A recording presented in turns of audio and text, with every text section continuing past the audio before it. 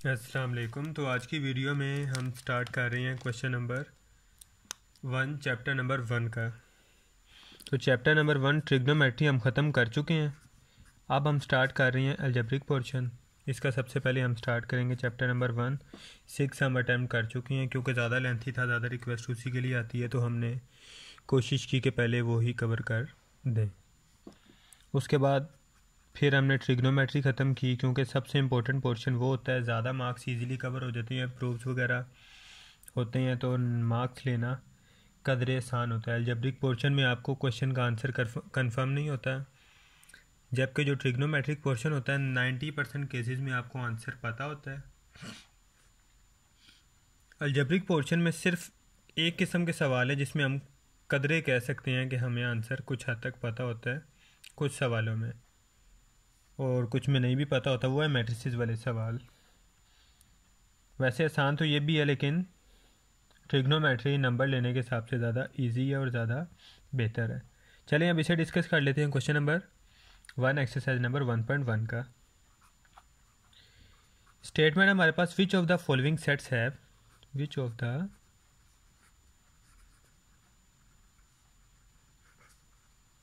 Following sets have closure property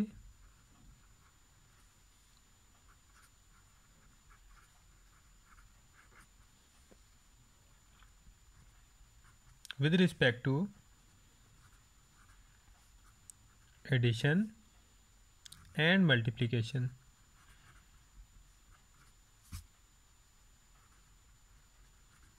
अब हमने इसमें बताना है कि हमारे पास कुछ सवाल आएंगे, इसके मेन दो पार्ट हैं। चले दोनों ही लिख लेते हैं। एक ही स्टेटमेंट है 0 और -1, कह रहा आपने इस पे अप्लाई करनी है closure property with respect to addition और मल्टीप्लिकेशन, और बताना है ये कौन सी प्रॉपर्टी पे वर्क कर रहा है और कौन सी पे नहीं कर रहा, मतलब किस प्रॉपर्टी के अंडर ये आ रहा है और किसके नहीं आ रहा। जैसे हम बताते हैं भाई ट्रू या फॉल्स, या तो ट्रू है या फॉल्स है, तो या तो क्लोजर प्रॉपर्टी को ओबे कर रहा है या नहीं कर रहा। दो क्लोजर प्रॉपर्टी हैं, एक एडिशन और एक मल्टीप्लिकेशन। अब हम चूँकि ALP के मुताबिक कर रहे हैं तो पूरा चैप्टर डिस्कस नहीं कर पाए, तो इसलिए बजाय ये कि सारा कुछ डिस्कस करना, हम सिर्फ पॉइंट टू पॉइंट वही चीज़ डिस्कस करेंगे जो कि हमारे पास सवाल में आएगी। बाकी जो इस साल नहीं है, बजाय ये कि सारी प्रॉपर्टीज़ को डिस्कशन करना, सिर्फ उतना टू दी पॉइंट हर मौके पे डिस्कस किया करेंगे जितना हमारे पास ऑन दी स्पॉट सवाल आ जाएगा। अब क्लोजर प्रॉपर्टी ना लेते किस तरह है, एडिशन और दूसरी चीज़ के लिए सेम है। पहली चीज़ सिंपल, आपने क्या करनी है, लेट कर लेना इसको किसी भी नंबर के इक्वल, एस के इक्वल लेट कर लो। S is equal to S set को शो करता है, तो हम एस से ही ये रिप्रेजेंट कर लेते हैं। अब हमने इसको एस से रिप्रेजेंट कर ली है, हमारे पास एस कोई सेट हो गया जो कि 0 और -1 पे मुश्तमिल है। ठीक है, अब आगे हमने क्या करना है, इस तरह की ना स्टेट बना लेने, जितने नंबर है ना एलसीएम टाइप हमने लाइन्स ड्रॉ कर ली। पहले हमने चेक करना है विद रिस्पेक्ट टू एडिशन, तो यहाँ पे लगाएंगे प्लस का साइन। ठीक है, अब यहाँ पे सेम दो नंबर लिखेंगे जो कि हमारे पास सेट में थे, 0 और -1। दूसरी दफ़ा आपने सेम नंबर लिखने हैं इधर, एक दफ़ा एक्स एक्सिस पे और दूसरी दफ़ा वाई एक्सिस पे। ठीक है ना, ये भी आ गया और इधर भी ये चीज़ आ गई। सेट लेके एक तरफ प्लस के साइन के कॉलम वाइज और एक रो वाइज, कॉलम और रो दोनों में आपने सेम सेट लिख लेना है। अब आपने ना बारी बारी ये 4 दफ़ा प्लस होंगे, पहले 0, इस 0 से जैसे मल्टीप्लाई नहीं करते, पहले A से फिर B से, फिर B को A से फिर B से, 0 + 0 0, 0 + -1 -1, -1 + 0 -1, -1 + -1 -2। अब कोई भी ला तब ओबे करेगा कि आंसर, चारों जो आंसर हैं वो वापस वही आ जाए जो हमारे पास सेट की वैल्यू। ये तो हमारे पास आ गया, ये आ गया, ये आ गया, लेकिन ये अकेला है जिसकी वजह से हमारा सारा जो निज़ाम था दरहम भरम हो गया। तो अब हम क्या कहेंगे, सेट इज़ नॉट क्लोजर। अगर तो ये भी आ जाता -1 या 0 तो हम कह देते कि सेट क्लोजर है, हमारे लॉ को ओबे करता है। अब हमने क्या लिखना है, set is not closure under addition. Addition की बजाय हम प्लस का साइन लगा देंगे, एनफ है। किसी ने एडिशन लिखना है तो वो एडिशन लिख ले, और किसी ने विद रिस्पेक्ट टू एडिशन लिखना है तो वो विद रिस्पेक्ट टू एडिशन लिख ले, कोई इशू नहीं। वो आगे जाके वैसे भी हम डिस्कस करने ही वाले हैं। Therefore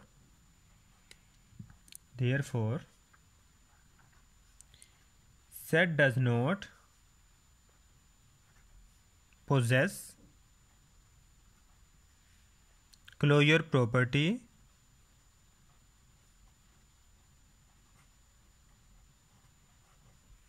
with respect to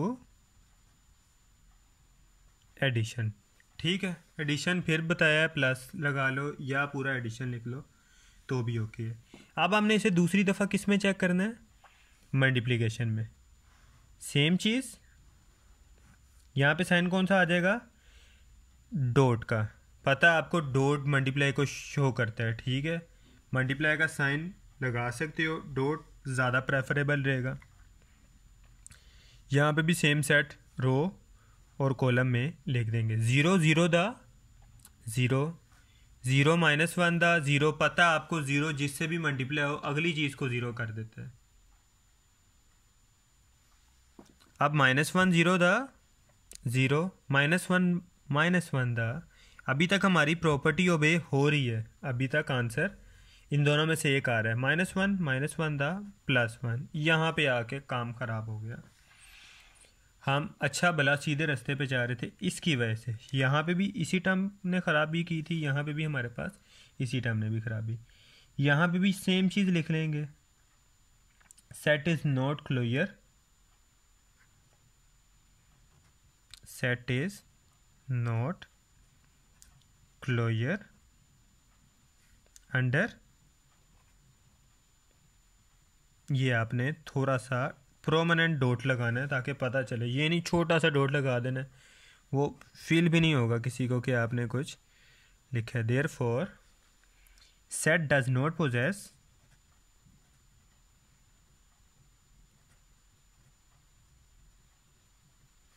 closure property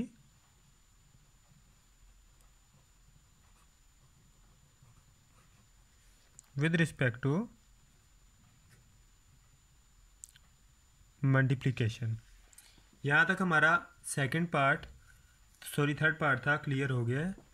बहुत इजी था, कोई मुश्किल वाली बात नहीं। टू दी पॉइंट हमने इसलिए सॉल्व किया है, बजाय ये कि पीछे हम कम से कम कोई 7-8 से ज़्यादा प्रॉपर्टीज़ एक हैं और उसके बाद जो डिस्ट्रीब्यूटिव प्रॉपर्टीज़ हैं वो अलग से हैं।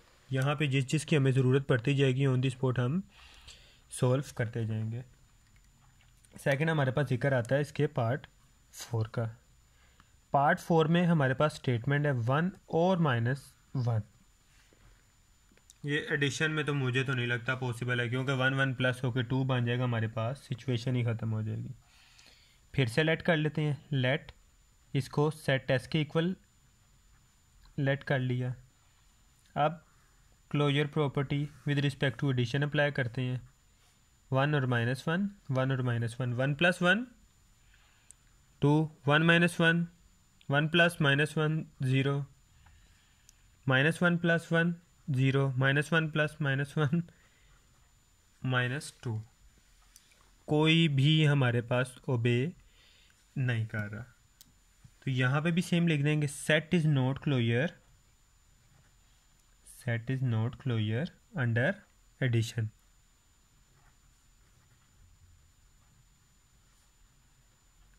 अंडर एडिशन इतना भी लिख दो काफ़ी है, नहीं तो वो फिर पूरा आपने लिखना है तो पूरा भी लिख दो।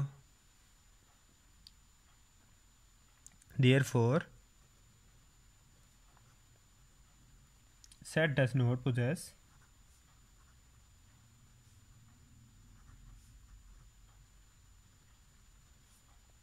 Closure property with respect to addition.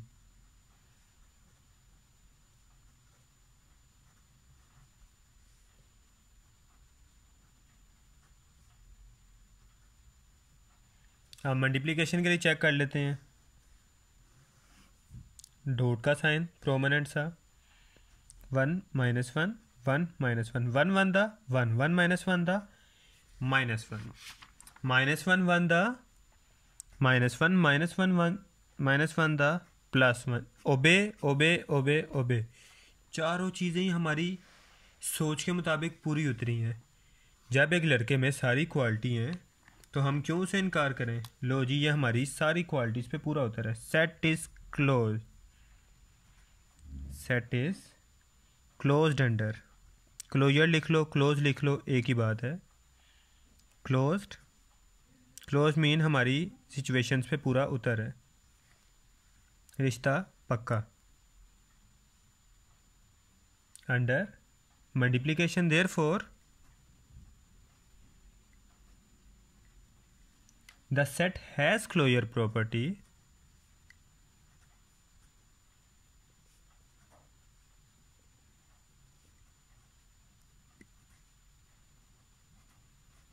with respect to multiplication. ये भी लगा सकते हो और मल्टीप्लिकेशन भी लिखना चाहो तो भी लिख सकते हो। टाइम है तो बेशक ये लिखो, ज़रूर लिखो। अब आ जाते हैं आगे हम अपनी प्रॉपर्टीज़ पे। ये भी प्रॉपर्टीज़ वाले सवाल है, लेकिन हमारे पास ओवरऑल सारी प्रॉपर्टीज़ हमें इस दफ़ा नहीं करनी पा रही, इसीलिए थोड़ा बहुत सुकून है। क्वेश्चन नंबर 2 लिख लेते हैं। नेम द प्रॉपर्टीज़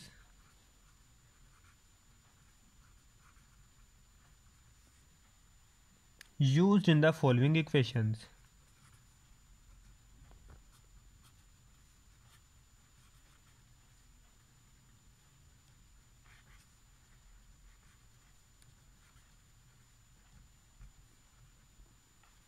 हमें उस प्रॉपर्टी का बताओ जो फॉलोइंग हमारे पास नीचे सवाल दिए गए हैं, उनमें जो जो प्रॉपर्टीज़ यूज़ हो रही हैं हमें उनके बारे में बताओ। आगे इसने ब्रैकेट में यूज़ किया हुआ letters where use represent real numbers. पहले लिख लेते हैं इसका पार्ट 1 जो कि हमारे पास यूज़ हो रहा है। 4 + 9 = 9 + 4। हमें लाजमी बात है 4 + 9 13 होता है, 9 + 4 भी 13 होता है। लेकिन वो कह रहा है कि यहाँ पे प्रॉपर्टी कौन सी यूज़ हुई है, यहाँ पे प्रॉपर्टी कौन सी यूज़ हुई है। अब यहाँ पे जो हमारी प्रॉपर्टी यूज़ हो रही है ना, वो है commutative law of addition. Simple हमने स्टेटमेंट दोबारा से रिपीट करनी है। 4 + 9 = 9 + 4। नीचे लिख देना है दिस इज़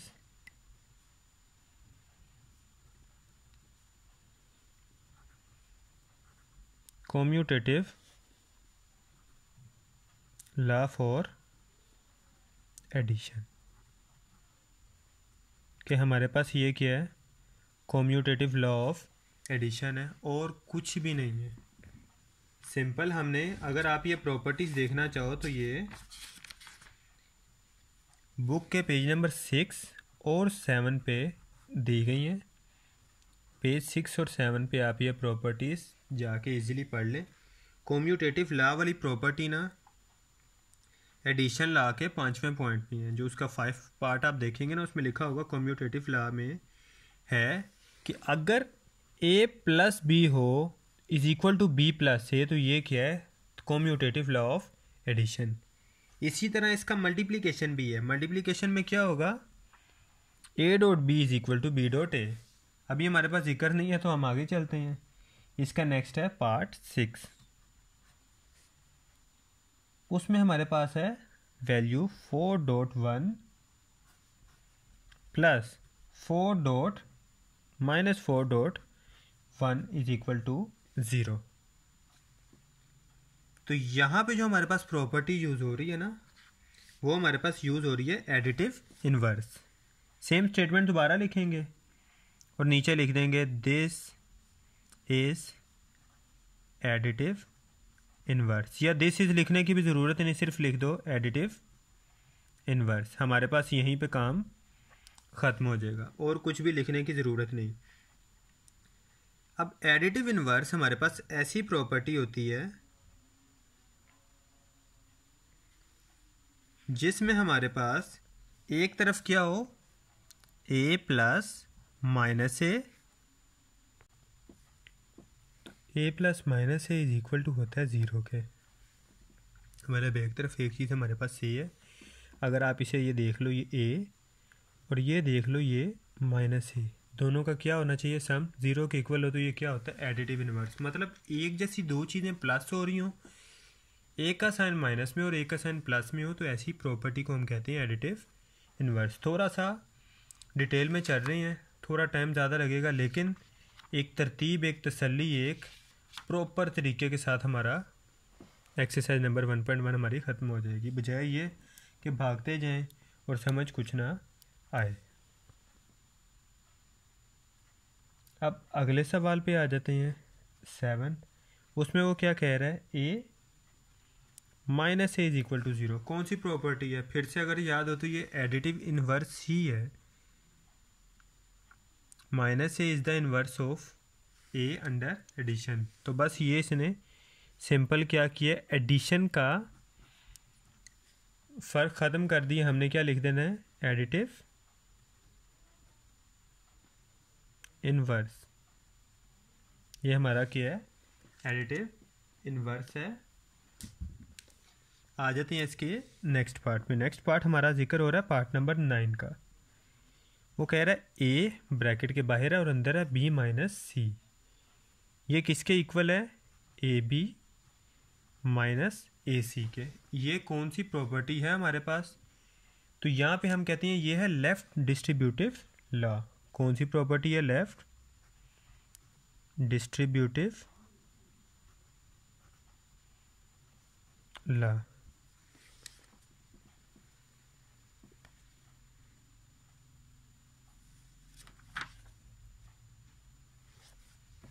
अब डिस्ट्रीब्यूटिव लॉ के मुताबिक अगर एक चीज़ ब्रैकेट में दो वैल्यूज से मल्टीप्लाई हो रही हो, तो जब वो मल्टीप्लाई होती है तो एक वैल्यू के साथ भी एज इट इज़ आती है और दूसरी वैल्यू के साथ भी एज इट इज़। मतलब कॉमन वाला हिसाब, मल्टीप्लाई के बाद ये और पहले कॉमन वाली सिचुएशन। तो वो कह रहा है इसको क्या कहते हैं हमें, लेफ़्ट डिस्ट्रीब्यूटिव लॉ, जिसमें हमारे पास जो मल्टीप्लाई होने वाली चीज़ होती है वो लेफ़्ट साइड पे मौजूद होती है। अब ये लेफ़्ट साइड पे मौजूद नहीं है और जिस चीज़ से मल्टीप्लाई हो रही है वो राइट साइड पे मौजूद है।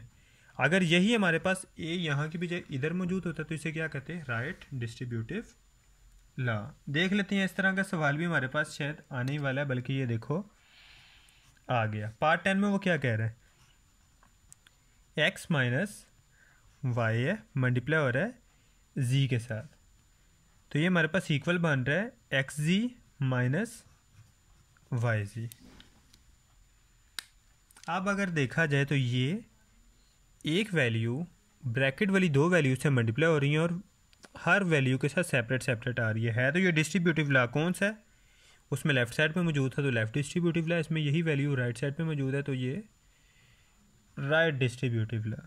कोई इशू यहाँ तक कोई भी नहीं, बिल्कुल तसल्ली के साथ हम चलते आ रहे हैं। लो जी, राइट डिस्ट्रीब्यूटिव लॉ। थोड़ा सा मज़ीद आगे चलते हैं, इसके लास्ट बल्कि सेकंड लास्ट है अभी हमारे पास।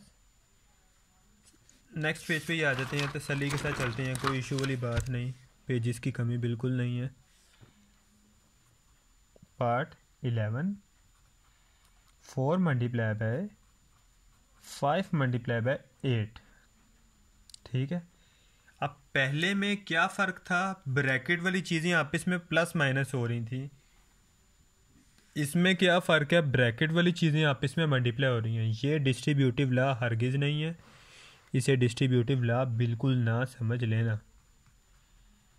अक्सर आपने यूनियन और इंटरसेक्शन में इस तरह के सवाल देखे होंगे, थोड़ा बहुत याद हो तो, A union B union C is equal to A union B union C. होते दोनों चीज़ें इक्वल हैं, बस ये है कि एक दफ़ा ब्रैकेट फर्स्ट दो आइटम्स के साथ, दूसरी दफ़ा सेकंड दो आइटम्स के साथ। तो यहाँ पे भी सेम है। इस प्रॉपर्टी को आज हम जान ही लेते हैं। ये क्या है, associative law of multiplication. Associative law of multiplication. अब इससे अगले सवाल पे आ जाते हैं, वो है हमारे पास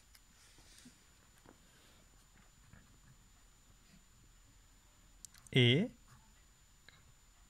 B plus C minus T is equal to A B plus A C minus A D. अंदर ब्रैकेट में कोई सी दो, पहले दो यूज़ हो रही थी, इस दफ़ा तीन यूज़ हो रही है और बाहर एक ही वैल्यू है। मल्टीप्लाई होने के बाद सबके साथ सेपरेट सेपरेट आ गई, तो ये हमारे पास डिस्ट्रीब्यूटिव लॉ ही है।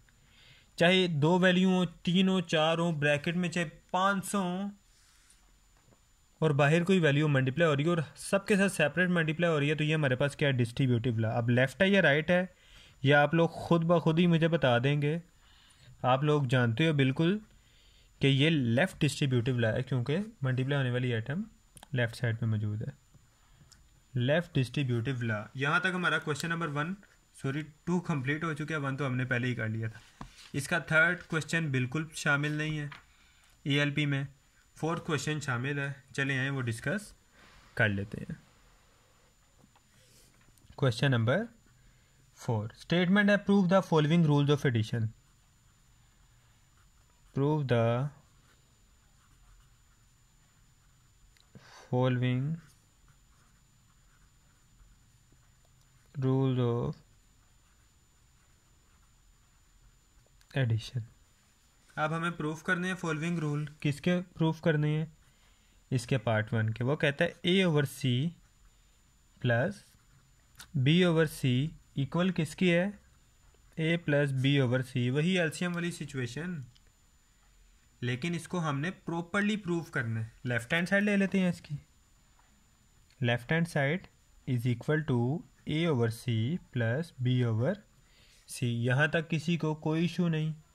अब ना यहाँ पे डायरेक्टली हम एक ही स्टेप में कर सकते हैं, लेकिन इस तरह करना बिल्कुल नहीं है। ए को कर लेना आपने सेपरेट, 1/C को सेपरेट। आपको पता है A मल्टीप्लाई बाय 1 A/C ही बनेगा। इसी तरह B वाली टर्म को भी क्या कर लेना है, सेपरेट। यहाँ तक हो गया, कोई इशू वाली बात तो नहीं। अब अगर देखा जाए तो 1/C इन दोनों में से कॉमन नहीं आ रहा, इस पूरी टर्म में से भी और इस पूरी टर्म में से भी। बिल्कुल आपने 1/C क्या कर देना है, कॉमन कर देना है, और A प्लस B यहाँ कर देना है। अब इसे आप डिस्ट्रीब्यूटिव लॉ भी कह सकते हो, राइट डिस्ट्रीब्यूटिव लॉ भी। अगर हम इसे 1/C को पहले लिखते तो लेफ्ट डिस्ट्रीब्यूटिव लॉ, तो सिंपल आप इसे लिख लो डिस्ट्रीब्यूटिव लॉ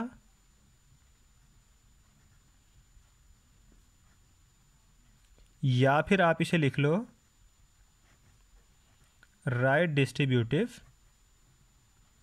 लॉ। दोनों बातें एक ही हैं, क्योंकि है तो ये डिस्ट्रीब्यूटिव लॉ, इसमें कोई शक नहीं। उसके बाद आपने क्या करना है, A प्लस बी को इस पूरी टर्म से मल्टीप्लाई कर देना है, तो ऊपर पूरा A प्लस बी आ जाएगा और नीचे हमारे पास क्या आ जाएगा, C आ जाएगा। और ये हमारे पास किसके इक्वल आ गया, राइट हैंड साइड के। हैंस प्रूफ, कोई इशू वाली बात यहाँ तक बिल्कुल कोई नहीं। एक लॉ यूज़ हो रहा था, हमने लगा दिया, काम यहीं पे ख़त्म कर दिया। तो नेक्स्ट जो है हमारे पास हुआ है क्वेश्चन नंबर 4 का पार्ट 2। डिस्कस कर लेते हैं ये किस तरह सॉल्व करना है। A/B plus C/D is equal to AD plus BC/BD। अब देखने में ये बहुत सिंपल सा एलसीएम है, लेकिन इसे भी आपने इतना सिंपल नहीं समझना, क्योंकि इसे हमने ब्रेक करके हमने हर स्टेप पे बताना है कि यहाँ पे कौन सा लॉ यूज़ हुआ है। वो डायरेक्ट करने वाला तो मेथड सिंपल है, ये एक ही स्टेप में हमें पता है यहाँ से यहाँ तक आ जाता है, लेकिन ये हमने एक स्टेप में नहीं रखना है। एक स्टेप में रखना होता तो हम 1 2 क्लास 4 क्लास 5 6 7 8 जहाँ तक भी किया था हम वहीं पे कर रहे थे। लास्ट स्टेप वाली सिचुएशन यहाँ पे भी कर लेंगे। A/B को हम A/B ही रहने देंगे, मल्टीप्लाई 1 लिख लेंगे, कोई इशू वाली बात तो नहीं। मल्टीप्लाई 1 लिख लिया बस। सेम इस तरह इसे भी हमने C/D रहने दिया, मल्टीप्लाई 1 लिख लिया, कोई इशू वाली बात तो नहीं। यह है तो बता दें, बिल्कुल कोई इशू वाली बात नहीं। बल्कि ऐसा करते हैं, इस 1 मल्टीप्लाई को पहले लिख लेते हैं, हमें समझाने में आसानी रहेगी। अब जो इस प्रॉपर्टी को हम कहते हैं मल्टीप्लिकेटिव आइडेंटिटी। Multiplicative identity. मैं आपको बता भी देता हूँ ये चीज़ होती क्या है। मल्टीप्लिकेटिव आइडेंटिटी एक ऐसी वैल्यू होती है जिससे हम अपनी असल वैल्यू मल्टीप्लाई करें तो उस पर कोई फ़र्क ना पड़े, वो सेम रहे। मल्टीप्लिकेटिव आइडेंटिटी एक ऐसी वैल्यू होती है, फ़र्ज करो 5 1 दा 5, 6 1 दा 6, तो ये 1 एक ऐसी वैल्यू है जिससे कोई भी वैल्यू मल्टीप्लाई करो तो वो अपनी पहचान नहीं खोती, वो पहचान अपनी सेम रखती है। ए ओवर बी है तो ए ओवर बी ही रहेगी। तो इस ब्लॉक को क्या कहते हैं? Multiplicative identity. यहाँ तक किसी को कोई इशू नहीं है? चलें, ये ज़्यादा अच्छी बात है। अब अगर हम देखें हमें क्या चाहिए, यहाँ पे ए के साथ क्या चाहिए? डी चाहिए, और सी के साथ क्या चाहिए? हमें बी चाहिए। तो अगर हम यहाँ पे 1 की बजाय D multiply by 1 over D लिख दें, ए के साथ डी चाहिए ना, तो डी वाली सिचुएशन को भी तो किसी तरह पूरा करना है। आप अगर D multiply by 1 over D लिखें तो डी से कैंसिल होकर वापस 1 बच जाता है। मतलब हम लिख सकते हैं, क्योंकि वापस वो हमें वही रिजल्ट दे रहा है जो हमारे पास असल वैल्यू थी, और वो वापस वही रिजल्ट दे रहा है जो मेन वैल्यू थी। इसी तरह यहाँ पे हम क्या कर देते हैं, सी के साथ बी चाहिए तो B multiply by 1 over B, ठीक है ना, साथ सी ओवर डी लिख दें तो कोई इशू तो नहीं। अभी तक ये हमारे पास सेम वैल्यू दे रही है, कटिंग होके सेम वैल्यू बन रही है। अब यहाँ पे हमारे पास कौन सी प्रॉपर्टी यूज हुई? Property of multiplicative inverse. Property of multiplicative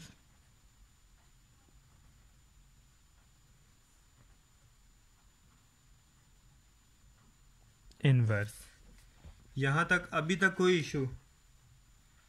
बिल्कुल कोई इशू नहीं। मल्टीप्लिकेटिव इनवर्स हमारे पास इस तरह की प्रॉपर्टी होती है कि अगर हमारे पास कोई वैल्यू हो तो उससे सेम वैल्यू डिवाइड हो रही हो। मल्टीप्लिकेटिव इनवर्स मतलब वही चीज़ हमारे पास हो रही हो, लेकिन इनवर्स में हमारे पास वही चीज़ मल्टीप्लाई हो रही हो। जैसे हमारे पास है वैल्यू ए, तो इससे मल्टीप्लाई हो रहा हो वही चीज़ इनवर्स में, तो ये कैंसिल होके वापस 1 ही देती हैं। इस तरह की वैल्यू को कहते हैं मल्टीप्लिकेटिव इनवर्स। याद है लास्ट टाइम हमने एडिटिव इनवर्स बताया था, A plus minus A is equal to 0। Additive inverse का आंसर हमेशा 0 आता है, मल्टीप्लिकेटिव इनवर्स का आंसर हमेशा हमारे पास 1 आता है। यहाँ तक सबको समझ आ गई? ठीक है ना, कोई इशू यहाँ तक अभी तक हमारे पास क्रिएट नहीं हुआ। अब ये तीनों वैल्यूज़ ही हमारे पास मल्टीप्लाई में है। अगर देखा जाए तो ये जो ब्रैकेट का मतलब है ये भी एक मल्टीप्लाई है। तो अगर इसके गिर्द ब्रैकेट की बजाय मैं ये ब्रैकेट इसके गिर्द कर दूं और मल्टीप्लाई का साइन रहने दूं या वो भी हटा दूं तो कोई इशू वाली बात तो नहीं। सिंपल मैं यही अभी करने लगा हूँ, A over B multiply by D, ठीक है ना, ब्रैकेट की बजाय इसको कर दिया, और 1 ओवर डी ये हमारे पास बाहर। तीनों मल्टीप्लाई था, अभी भी तीनों मल्टीप्लाई हैं, लेकिन सिर्फ हमने एक ग्रुपिंग कर ली, उस बेचारे को इसके ग्रुप में लिया। और यहाँ पे हम क्या कर रहे हैं, यहाँ पे भी हमने सेम चीज़ की लेकिन थोड़ा सा डिफरेंट तरीके से।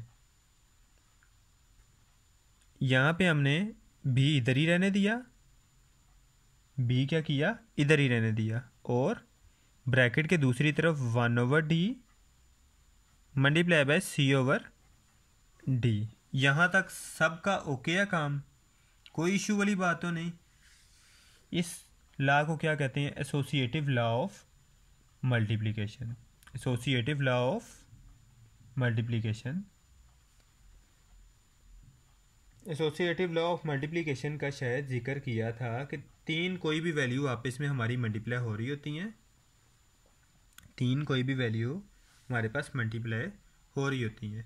दो वैल्यू ब्रैकेट में होती हैं और तीसरी वैल्यू हमारे पास बाहर होती है। यहाँ पे भी दो वैल्यू हमारे पास ब्रैकेट में, तीसरी वैल्यू बाहर है। सेम चीज़ हो रही है तो नीचे हम लिख देंगे एसोसिएटिव लॉ ऑफ मल्टीप्लिकेशन।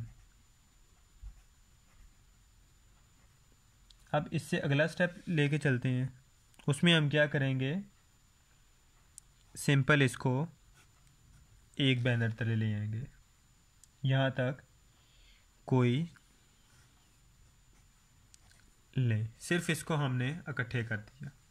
इसी तरह यहाँ पे हमने इसको इकट्ठे कर दिया, तो ये हो जाएगा हमारे पास C/BD। अब यहाँ पे हमारे पास अभी तक कोई ला यूज़ नहीं हुआ। जब कोई ला यूज़ नहीं होगा तो हम साथ कोई भी नहीं लिखेंगे। जैसे लास्ट वाले सवाल के आखिरी स्टेप में हमारे पास कोई ला यूज़ नहीं हुआ था तो हमने कोई स्टेप नहीं लिखा था, ठीक है ना। अब सिंपल हम इसे भी मल्टीप्लाई कर देंगे, तो ये हमारे पास क्या हो जाएगा, AD/BD, ठीक है। यहाँ तक AD/BD। इसी तरह ये भी मल्टीप्लाई हो जाएगा BC/BD। अब आप देखो, एक सिंपल सा एलसीएम था, उसे हम कितना खींच तान के कहाँ से कहाँ लेके जा रहे हैं, लेकिन हमारी मजबूरी है। पिछले सवाल में भी इसी तरह की सिचुएशन थी, लेकिन अब हम यहाँ पे दोबारा कॉमन लेंगे, A/D को बाहर लाएंगे और सिंपल 1/BD को अंदर रहने देंगे। यहाँ पे भी सेम BC को बाहर लिखेंगे और 1/BD को वापस अंदर ही रहने देंगे। अब यहाँ से अगर आप देखो तो 1/BD दोनों में कॉमन आ रहा है, जी बिल्कुल आ रहा है। 1/BD हमारे पास एक तरफ आ गया और AD प्लस BC हमारे पास एक तरफ कॉमन आ गया। अब देखो तो मेन मल्टीप्लाई होने वाली आइटम क्या थी, ये थी। जब ये कॉमन आ गया और अंदर दो चीज़ें मल्टीप्लाई हो रही हैं तो ये कौन सा ला था, डिस्ट्रीब्यूटिव ला। कौन सा distributive law, right distributive law, right distributive law था। अब सिंपल हमारी ये चीज़ मल्टीप्लाई हो जाएगी, तो ये हमारे पास बन जाएगा AD प्लस BC/BD, और ये हमारे पास किसके इक्वल है, राइट हैंड साइड के, हैंस प्रूव। और ये हमारा सवाल यहाँ तक ख़त्म हो जाता है। नेक्स्ट हमारे पास सिर्फ इसका एक ही सवाल रह गया है, वो है हमारे पास एक्सरसाइज नंबर 1.1 का क्वेश्चन नंबर 5। आखिरी सवाल है, डिस्कस करते हैं, काम ख़त्म करते हैं। Question number 5, prove that -7/12 -5/18 is equal to -21 -10/36। हमें पता है हमारा एलसीएम लेके डायरेक्टली इतना आंसर आ रहा है, लेकिन इन किताब वालों ने, FSC वालों ने, ICS वालों ने हमें इतना आसानी से नहीं छोड़ना। फिर से लेफ़्ट हैंड साइड लंबा रास्ता, लेकिन क्या करें भाई, कामयाबी पानी है, चलना पड़ेगा। 5/18। अब यहाँ पे ना फिर से हमारे पास एक प्रॉपर्टी इस्तेमाल हो रही है, मल्टीप्लाई 1, और यहाँ पे भी हमारे पास मल्टीप्लाई 1। तो आपको याद होगा ये कौन सी प्रॉपर्टी है, मल्टीप्लिकेटिव आइडेंटिटी। कोई भी ऐसी वैल्यू मल्टीप्लाई हो रही हो कि जिससे हमारे पास आंसर वापस सेम बन रहा हो, तो ऐसी प्रॉपर्टी जब मल्टीप्लिकेशन की होती है तो उसे हम कहते हैं मल्टीप्लिकेटिव आइडेंटिटी। यहाँ तक ओके है, किसी को कोई इशू तो नहीं। अब अगर आपको याद हो तो 7 को 21 बनाने का एक ही तरीका है कि 3 से मल्टीप्लाई कर दिया जाए, और 5 को 10 बनाने का एक ही तरीका है कि 2 से मल्टीप्लाई कर दिया जाए। थोड़ी बात को पिक करने वाली चीज़ है। तो 7/12, 1 को अगर हम लिख दें 3 मल्टीप्लाई बाय 1/3, जिस तरह हमने लास्ट स्टेप में किया था, तो कोई इशू तो नहीं। अब ये हमारे पास 3 मल्टीप्लाई बाय 1/3। अब इसी तरह हमें 5 को 10 बनाने के लिए 2 की ज़रूरत थी। तो यहाँ पे अगर 5/18 ही रहने दें और इसे 2 मल्टीप्लाई बाय 1/2 लिख दें, फिर से हमारे पास सेम कोई हर्ज तो नहीं होगा।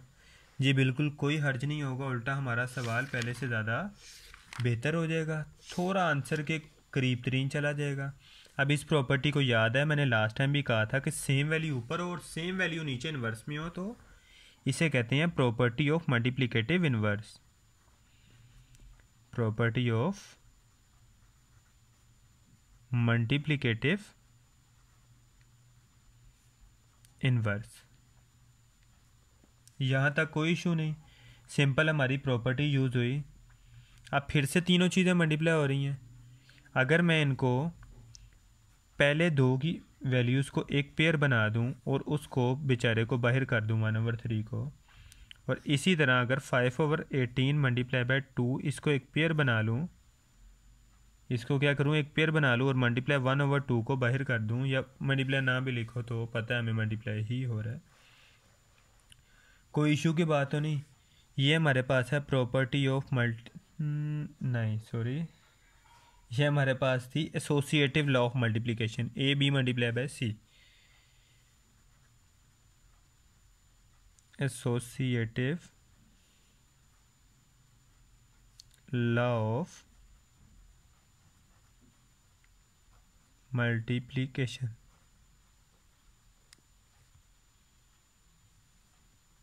यहाँ तक ओके है। अब ये मल्टीप्लाई कर लेंगे, -7 3 the -21/12 multiply 1/3 as it is, ये हमारे पास -5 2 द 10/18 मल्टीप्लाई बाय 1/2। जब इस पूरी वैल्यू को मल्टीप्लाई करेंगे, अभी तक हमारा कोई लॉ नहीं लग रहा, तो ये हमारे पास -21 ही रहा, ओवर क्या आ गया 36, और ये हमारे पास क्या आ रहा 10 ओवर क्या आ गया 36। यहाँ तक हमारे पास कोई इशू नहीं। बाकी चलते हैं नेक्स्ट पेज पे, इसे देख लेते हैं इसमें क्या चीज़ कवर करनी है। अब अगर देखा जाए तो -21 -10 सेम रहा, और 1/36 हमने क्या ले लिया, कॉमन ले लिया। इसको क्या नाम देंगे, राइट डिस्ट्रीब्यूटिव लॉ, ऐसा ही था, राइट डिस्ट्रीब्यूटिव लॉ।